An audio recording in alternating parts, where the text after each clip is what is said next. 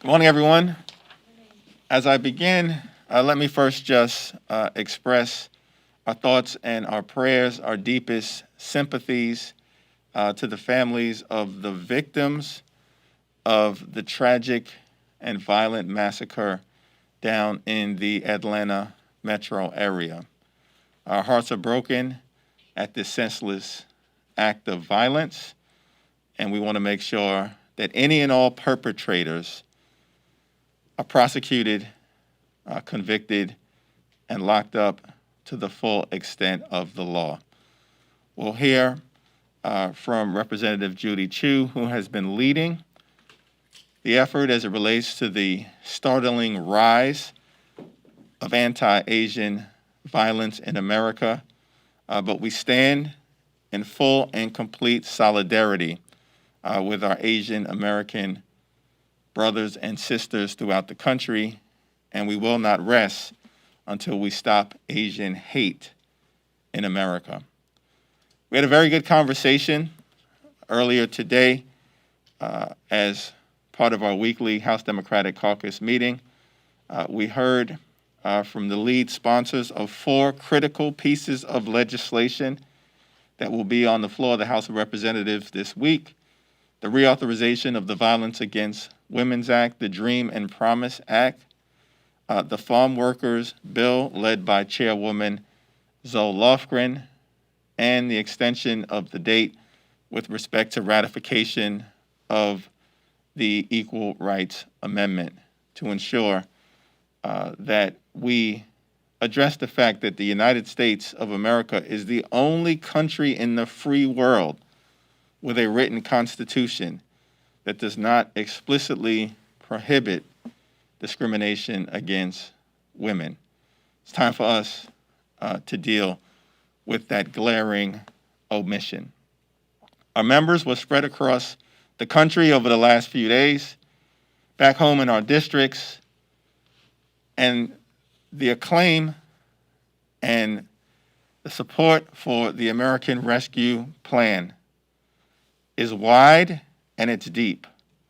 And we're thankful for the leadership of President Biden, Vice President Harris, Speaker Pelosi, Leader Schumer, and Democrats on both sides of the Capitol for meeting the moment and responding in a transformational way with respect to the $1.9 trillion American Rescue Plan, because the needs are so extensive.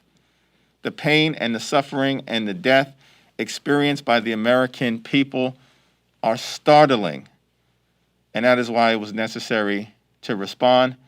And now we're working as hard as we can to make sure that all of the benefits and relief that is contained within the American Rescue Plan make it to the everyday Americans who are in so desperate need for the support. Let me now yield to the distinguished Vice Chair of the House Democratic Caucus, Representative Aguilar. Thank you, Mr. Chairman. As you all know, last week, President Biden signed the American Rescue Plan into law. This is a transformative piece of legislation that impacts communities like mine and our communities around the country. The last few weeks, I've been joining virtual city council meetings in my district to share the funding levels for our communities. And when I talk to local mayors and school board members, city council members, they don't bring up the partisan attacks that we see here under the dome, or the language or the talking points that we see from Republican leaders.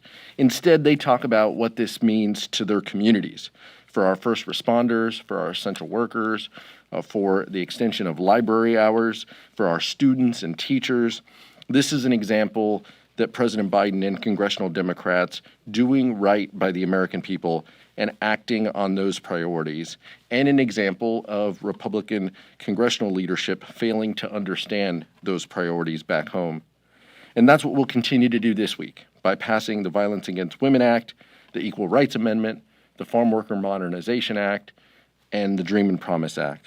This legislation to address problems and inequities in our communities. These are things that the American people want to see fixed. And just like the chairman, I'd just like to offer my thoughts and my prayers for those affected by the tragedy down in Atlanta. Chairman mentioned someone who we turn to for advice on so many issues is joining us here today to talk about this tragedy, Congresswoman Judy Chu.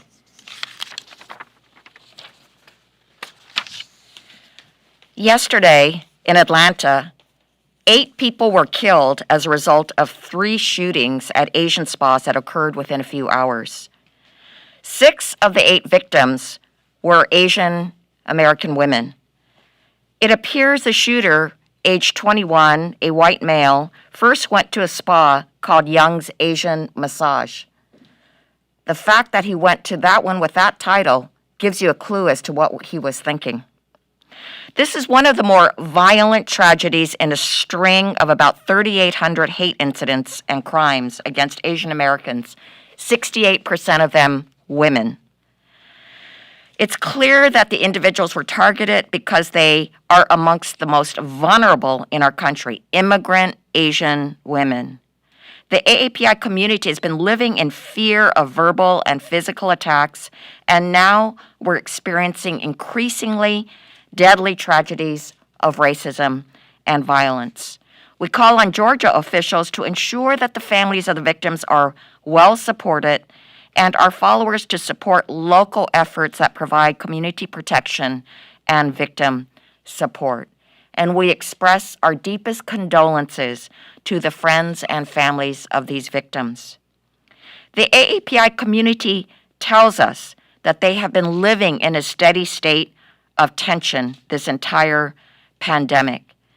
Yesterday's crimes are beyond terrifying, but it just brings home to so many Asian Americans that they are fearful of their lives and circumstances where they would otherwise feel safe in their homes and at their jobs. And not only that, they are risking infection when going to work at places like a spa or a nail salon, and now they're risking increased targeted violence.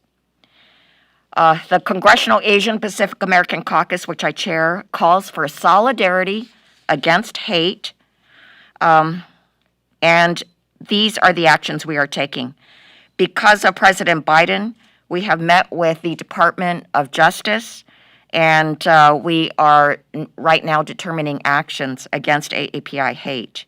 We have called for a hearing in the Judiciary Committee against and about these crimes, these anti-Asian hate crimes, and that hearing will take place tomorrow morning. We are calling for the passage of the No Hate Act, which would finally bring resources to local law enforcement so that they can improve their hate crime programs. Finally, we're calling for a national day to speak out against AAPI hate, and that is March 26. We know that if we stand together, we can defeat this hate, and it is only if we support one another that this can end. Thank you, Chairwoman Chu, for your extraordinary leadership on this critically important issue, and we continue to stand with you and will until we crush this hatred directed at the AAPI community. Questions?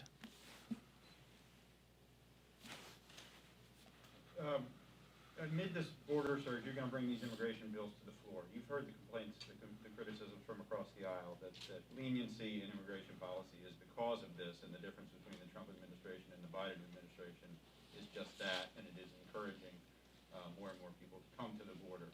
Are you worried about the optics, especially for your moderate members, of having to vote on immigration, despite it being popular? We realize the popularity of the DREAM Act outside of the Beltway. But Republicans are going to use this. They're going to make political hay out of it.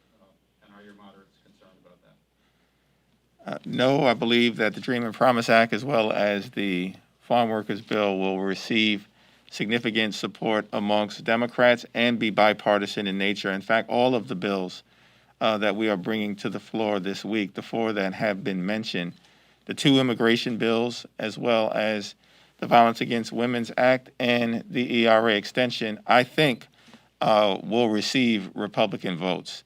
The Republican leadership is divorced from reality. The facts on the ground have made clear that the beginnings of an increase in young people arriving at our southern border started prior to Joe Biden's election. But of course, they want to distract from the fact that every single Republican in the House and the Senate voted against the $1.9 trillion American Rescue Plan. The Republicans voted against sending everyday Americans $1,400 checks. The Republicans voted against extending unemployment insurance.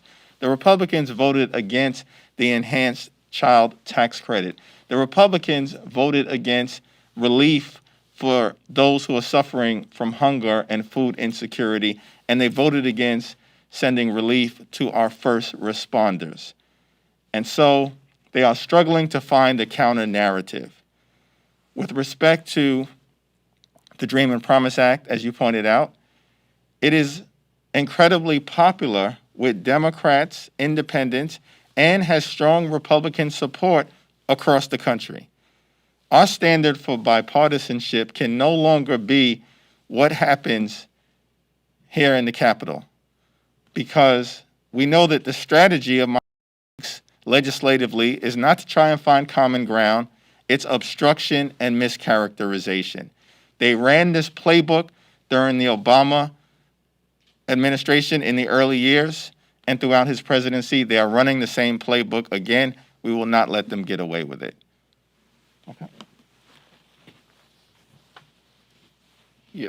Leader McCarthy didn't talk about the American Rescue Plan when he went down and took his trip to the border. This is an effort to distract, just like the chairman said, from a very popular piece of legislation that has real impacts in our communities, and they're conflating these issues, which is no surprise.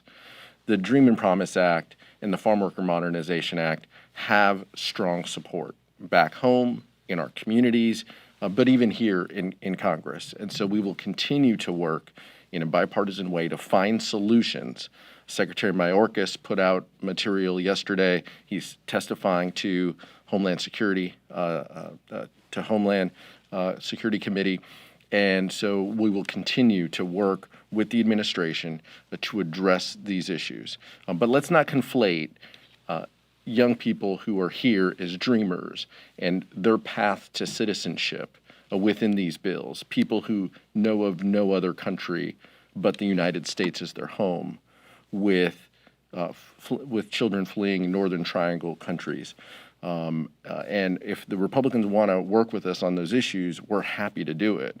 But they didn't offer solutions. They're not offering solutions. They want to distract from the American Rescue Plan and the popularity of that as we move forward. And we're going to continue to highlight what are important issues in our communities. And these are those issues. Judy, you want to say anything? Okay. Mr. Jeffries, so we saw last night there's some news about vaccines coming to staff. There's also a report that 75% of members have been vaccinated here. Of course, things look like they're starting to get a little bit more back to normal. I'm curious when you think the House might start to transition away from 45-minute votes on the floor, transition away from some of the requirements that have put in place. How are you guys managing, bringing about a little bit sense of normalcy while protecting the safety of those who aren't vaccinated yet? I have great confidence in Speaker Pelosi and Leader Hoyer to make that decision in the same way that they've made decisions throughout the duration of the pandemic, which is anchored in the public health guidance. And as soon as we are in a position to be able to return to a greater degree of normalcy here at the Capitol in the midst of this deadly pandemic that has killed more than 500,000 Americans and caused so much pain and suffering across the country, I think that decision will be made. I don't have any time frame with respect to it, but I know that they will continue to follow the public health guidance as well as the science. Three quick questions. One, where are you on pay-fors for infrastructure? Are you looking at the corporate tax, capital gains tax, anything else? Well, those are conversations that I believe have just begun. You may have seen a few days ago, Speaker Pelosi asked all of the relevant committee chairs, led by Chairman DeFazio, but also including Chairman Frank Pallone, Chairman Bobby Scott, Chairwoman Maxine Waters, and others who are going to be involved in the infrastructure bill that will be important to the American people, to begin bipartisan discussions with their Republican counterparts to see where the common ground can be found. And so I think that that is the moment that we're in. That's the foundation. We'll see whether those bipartisan conversations bear any fruit.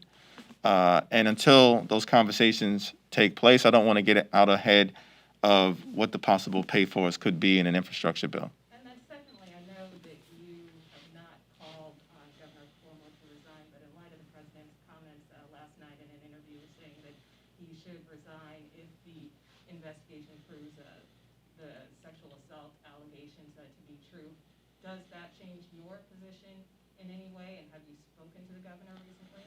I don't think his position is any different than the position that many of us have articulated. And I think the reality is we've got an impeachment investigation that is in front of us, as well as a very thorough Attorney General investigation that is in front of us that has already begun. I believe 2 of the women who have come forward have already been interviewed extensively. They're providing documents. We want to make sure they continue to be treated with dignity and respect, that the investigations proceed in a thorough, comprehensive, and expeditious fashion. And then when the results of those investigations are presented to the public, I think some important decisions on accountability are going to have to be made. I don't want to comment on who I've spoken to and who I have not spoken to. I spent a lot of time, however, speaking to my constituents about a variety of issues over the last few days when I was back at home. I was wondering, I had 2 questions as well. One was for you, sir, on do you think that what's going on at the border right now is a crisis? And then I had a separate question for Congresswoman 2 on what she thought President Trump's rhetoric is. Has that led to what happened yesterday, and how his rhetoric might have been causing this increase in hate crimes against Asian Americans? Well, let me simply say that there's a humanitarian crisis that has taken place in the Central American Northern Triangle countries of Guatemala, Honduras, and El Salvador. And we have to deal with the root causes of the migration if we are going to decisively deal with the challenges that exist at the border. There's a crisis of corruption in those countries, a crisis of violence, a crisis of persecution, and a great many challenges that exist. President Biden has introduced comprehensive immigration reform that includes trying to decisively address the issues in the Central American Northern Triangle countries, and I think that it's an important pathway forward. As it relates to the situation that exists on our southern border, I look forward to hearing from the Homeland Security Secretary. I don't want to characterize it one way or the other, but I do believe that the Republican rhetoric is irresponsible, and it's designed to try to politicize an issue that we should tackle together as Americans. DHS Secretary said yesterday that they're on a record hadn't seen in 20 years of immigration coming to the border. So that's not it. So you don't think it's reached a crisis level yet if this amount of numbers keeps going up? We have to deal with the issue decisively, but I'm not quite sure of why linguistic characterization one way or the other gets us to solving the problem. We just have to solve the problem and do it in a comprehensive way. President Trump clearly stoked the flames of xenophobia against AAPIs with his rhetoric.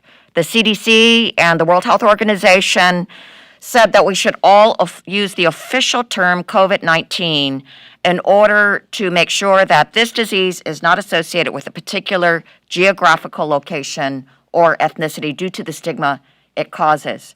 And President Trump refused to acknowledge that, instead used these terms, China virus, Wuhan virus, and even Kung flu. And as a result, the anti-Asian hate crimes and incidents increased exponentially. In fact, this company researched the amount of anti-Asian Twitter traffic in those first few months of his usage of these terms, and it increased by 900%. So we took him on every single time he used this rhetoric with press statements, letters, everything you can imagine, but instead he doubled down. He and his followers actually used those terms even more, and what we saw yesterday is the result of that. And I would encourage members of Congress who continue to use that type of hateful rhetoric, cut it out, because you also have blood on your hands. But two follow-ups from the discussion. To follow up on the Governor Cuomo, 16 of the 19 New York members of the New York congressional delegation, Democrats, called for his resignation. Why won't you join those 16? I issued a statement on Friday, and my statement speaks for itself. Okay, then to follow up on Sarah's question, when there's a return to normal in the House, is there caucus behind a eliminating of proxy voting? Well, there hasn't been a conversation with respect to the proxy voting issue. That was implemented consistent with the guidance from our public health professionals and to provide for an opportunity for those members who are unable to travel to Washington, D.C.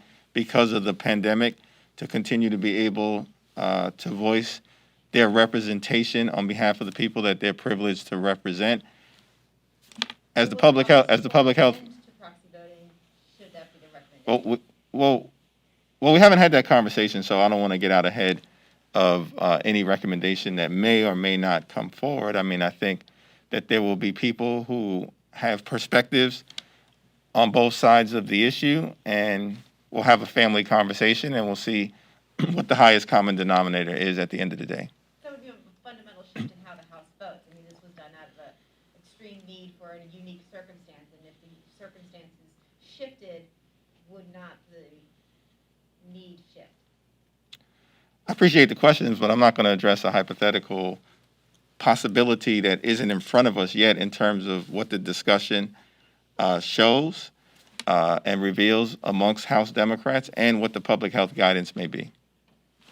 Chairman, on taxes, do you support a corporate tax increase, capital gains tax increase, and a high income tax increase?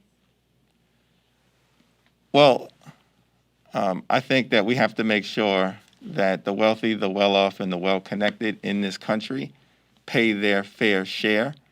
It should be done in the context of holistically looking at the failings of the GOP tax scam, where 83% of the benefits went to the wealthiest 1% in America at a time where the economy, the Obama economy, was thriving, and there was absolutely no need to saddle our children and grandchildren with $2 trillion worth of debt. But I don't want to comment specifically on any particular component of how you make sure that everyone in this country, particularly the wealthiest amongst us, pay their fair share and get out ahead of the Ways and Means Committee. There's been continuing delays on the suspension bill calendar, which is one of the few sort of bipartisan processes in the House. Yesterday, Leader McCarthy said that he did not see that as a problem. Are there any discussions among Democrats right now to find a way to sort of get back to passing bills on suspension through via voice votes and also not having to waste time with motions to adjourn that are doomed to fail? Well, it's my understanding that Steny Hoyer continues to talk to Leader McCarthy as it relates to how to move forward with respect to the suspension calendar in particular. And I don't anticipate that the House will take any steps until those conversations conclude, hopefully in a positive way, because the suspension calendar enables both Democrats and Republicans to bring bills to the floor of the House of Representatives that have bipartisan support and we deem to be important to the American people we represent. Last question? On the January 6th commission, saw Speaker Pelosi's letter on Monday, I guess it was, but there doesn't seem to have been any movement, particularly from the Republican side. Still this fight over the membership of the committee. subpoena power and some other things. Is there a scenario here where Democrats will conduct this by themselves and Republicans refuse to participate? Well, it's my hope that it's not a scenario that comes to fruition because, the January 6th violent attack on the Capitol wasn't really a partisan issue. An attack on our democracy impacts not just Democrats or Republicans or independents. It impacts all of us. And I think the objective remains to try to do this in a bipartisan way. Pete, Judy? All right. Thank you, everyone.